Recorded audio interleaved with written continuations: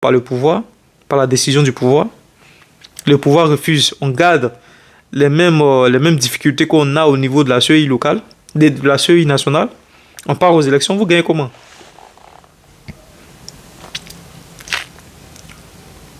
Vous gagnez comment? Et on est tout le temps en train de privilégier les intérêts personnels. Des gens au niveau du PDCRDA qui, parce qu'ils sont proches de Gikawe, c'est-à-dire on éteint notre logique, on éteint notre morale pour une question d'intérêt personnel. Moi, ce n'est pas parce que j'ai des acquaintances avec une personne que je vais coûte que coûte le soutenir quand je sens l'échec. Non! Je te dis la vérité, mon frère. Là où on va se cogner. C'est pas bon. Il est préférable que tu gardes la notoriété que tu as déjà.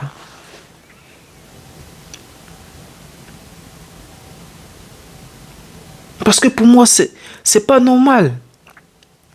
Aujourd'hui, on a un cheval sur lequel on peut parier. La même stratégie que le président Alassane Ouattara a utilisée pour gagner le pouvoir d'État. Vous avez un homme qui lui-même a des valeurs, qui lui-même s'impose par son talent. On n'est pas ici en train de dire que voilà, il sera le pion des Français. Tidiane Tiamé, il n'est même pas français. Je veux dire, il n'est pas pro-français. Tidiane Tiamé, c'est un citoyen du monde.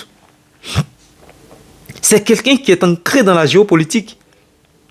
C'est quelqu'un aujourd'hui qui peut discuter à part égale avec tous ces leaders qu'on voit aujourd'hui. Tout le monde sait ici que le président Macron l'avait déniché pour être son ministre de l'économie, tout le monde sait. Mais une offre qu'il a déclinée. Tout comme il avait décliné le poste de premier ministre proposé par le général Guy Robert au lendemain de l'investissement du pouvoir d'Henri Konan Bédié. Donc c'est une personne qui a des valeurs. C'est une personne qui peut dire non à tout moment. Quand cela n'est pas dans l'intérêt de son pays, il dit non. Et aujourd'hui, quand on nous dit qu'il a quitté la scène politique depuis plus de 50 ans, machin, non, il ne connaît pas, machin. Mais pourquoi est-ce qu'il a quitté la Côte d'Ivoire? Donc vous voulez qu'il travaille avec un pouvoir qu'il a évincé? C'est ce que vous voulez? Vous voulez qu'il travaille avec un pouvoir qu'il a évincé par un coup d'état militaire? Mais souvent, des gens feignent dans des logiques, vraiment, je ne comprends même pas.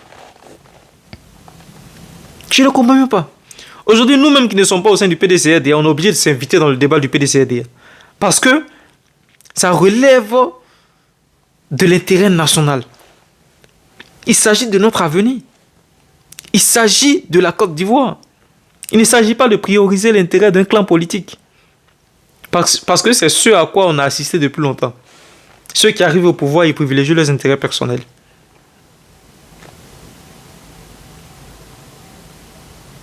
Quand est-ce que les Ivoiriens vont prendre conscience? Et aujourd'hui, vous avez pratiquement toute la jeunesse du PDCRDA qui est mobilisée derrière le ministre Tidiane Tiam. Je dis la majorité des jeunes, peu importe le parti politique, même au sein du RHDP aujourd'hui, il y en a qui veulent quand même qu'on... Ce serait une transition pour eux naturelle, normale. Je vous le dis, j'ai des amis du RHDP aujourd'hui même qui se sentiraient plus à l'aise même que le président Alassane Ouattara laisse la place même, ou bien cède la place à la nouvelle génération. Et quand je dis, je n'ai pas dit qu'il va céder le fauteuil à Tidiane Tiam, non, mais qu'il organise aussi les élections et qu'il se retire aussi définitivement. Et pour ces militants du RHDP là, Tidiane Tiam serait quand même une transition de cohésion nationale. Oui. Parce que si on ne passe pas par une transition pacifique, c'est pas bon pour la Côte d'Ivoire. Je le dis. Parce qu'on ira de crise en crise. C'est ce qu'il faut éviter. Et nous, l'analyse aujourd'hui que nous faisons, nous pensons que Tidiane Tiam, c'est celui-là qu'il faut. C'est la médiane de la politique ivoirienne aujourd'hui. C'est la médiane de la cohésion nationale en Côte d'Ivoire. C'est ce qui nous amène sur les réseaux sociaux parce qu'on est fatigué de toutes ces crises politiques-là. Et voilà que le ministre Tidiane Tiam est au sein d'un parti politique qui est en train de feindre, qui est en train de fondre dans des crises vraiment d'intérêt personnel. Moi, je l'ai dit ici, Jean-Louis Billon. Bon, les partisans de Jean-Louis Billon, qui souhaitent que Jean-Louis Billon soit président, un candidat du PDCRDA? Que vaut Jean-Louis Billon devant le système d'Alassane Ouattara?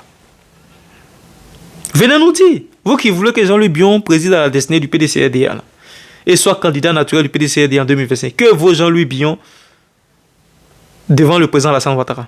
Jean-Louis Billon a toujours été en Côte d'Ivoire. Il a toujours été député, il a toujours été ministre. Mais qu'est-ce qu'il a eu comme poids contre le président Alassane Ouattara? Ou bien vous, au PDCRDA, vous ne voulez pas diriger la Côte d'Ivoire, vous voulez toujours rester parti auxiliaire. Peut-être c'est ça aussi. Peut-être l'ambition de certaines personnalités, de certains cadres au PDCRDA, c'est toujours rester auxiliaire au pouvoir en place et profiter des petits gains qu'on leur donne. Peut-être c'est ça. Les ambitions ne sont pas les mêmes. Jean-Louis Billon, c'est un businessman. Donc c'est quelqu'un dont on peut contraindre l'activité systématiquement si on sent qu'il est une menace pour le pouvoir en place. Est-ce que vous faites aussi cette analyse-là? Jean-Louis Billon le plus riche de la Côte d'Ivoire, mais il est plus riche parce que certaines personnes veulent qu'il soit plus riche. Sinon, son entreprise Sifka, là, si l'État aujourd'hui décide de mettre la main dessus, de faire pression sur Sifka, mais c'est fini, Jean-Louis Billon, il tombe. C'est fini, il tombe. Mais voilà quelqu'un qui peut être sous oppression à n'importe quel moment. Pour l'instant, il n'est pas une menace. Mais au moment où Jean-Louis Billon deviendra une menace pour le pouvoir, mais il suffira simplement de restreindre son entreprise et puis c'est fini, il tombe. Maintenant, au niveau international, Jean-Louis Billon, il a quel poids géopolitiquement parlant pour faire pression sur le pouvoir en place? Il a quel poids géopolitiquement parlant? Il a quel poids pour faire pression sur le pouvoir d'Alassane Ouattara? Mais on est là, on vous parle des choses réelles, naturelles, auxquelles vous êtes confrontés à longueur de journée et vous feignez dans des luttes intestines. Dans des luttes intestines. Moi, je n'ai rien contre le ministre Jean-Louis Billon. J'ai profondément de respect pour lui. Mais la fonction présidentielle, là, ça demande autre chose. C'est un autre calibre, c'est un autre niveau, c'est un autre level. C'est un autre level. Ce n'est pas parce qu'on est assis d'un point de vue business, d'un point de vue, on va dire, richesse, qu'on peut prétendre à cette fonction. Parce que tu n'es pas plus riche que l'État. Et ceux qui sont à la tête de l'État, c'est le président de la République qui est à la tête de l'État. Donc à tout moment, au moment où tu deviens une menace pour lui, il peut restreindre tes libertés fondamentales. Quand on regarde Gikawe aujourd'hui, Gikawe, il y a 2 années qui sont en sursis comme ça sur sa tête, qui planent comme ça sur sa tête. C'est-à-dire à tout moment là, si Gikawe devient une menace pour le pouvoir en place, on l'abat. On a vu ici en 2025, la désobéissance civile. Il y a eu des leaders de partis politiques qui ont été arrêtés. Mais au niveau international, ils ont quel poids? Quel poids? Et quand on parle, les gens sont là, les gens qui ne comprennent rien sont en train de vociférer sur la toile. Moi, je vous ai donné 2 types de pouvoirs qui peuvent diriger l'Afrique. Vous avez les pouvoirs militaires, comme on le voit au Mali, au Burkina Faso, qui ont su s'affirmer, s'afficher. Parce que eux, ils ont copié sur le modèle centrafricain.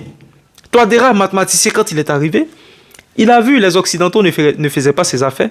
Il a planché systématiquement du côté de l'URSS et de la Russie.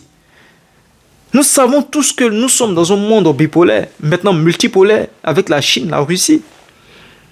Donc il s'est d'abord trouvé son parapluie militaire, de telle sorte que maintenant, mener le combat est purement panafricain, il pourra le mener. Raison pour laquelle il a appelé la Russie, il a appelé Wagner. Et à partir de ce moment, il avait son parapluie. Et c'est ce modèle que les Maliens, les Burkinabés, les Nigériens, tous sont en train de suivre. Et là-bas, ce sont des pouvoirs militaires qui ont pris le pouvoir. Mais à côté de ce modèle-là, vous avez aussi des élites africaines qui ont mené ce combat depuis l'époque antique, qui n'étaient pas forcément militaires, mais des têtes pensantes, des intellectuels fins qui ont formé sur la négritude, qui ont dénoncé par leurs plumes et qui sont restés dans l'histoire. Vous avez les Patrice Lumumba qui n'ont pas forcément, qui n'ont pas été militaires ici, mais qui ont défendu par la primauté de leurs idées. Ces intellectuels décomplexés Et Tidiane Thiam aujourd'hui en fait partie. Il en fait partie. Tidiane Thiam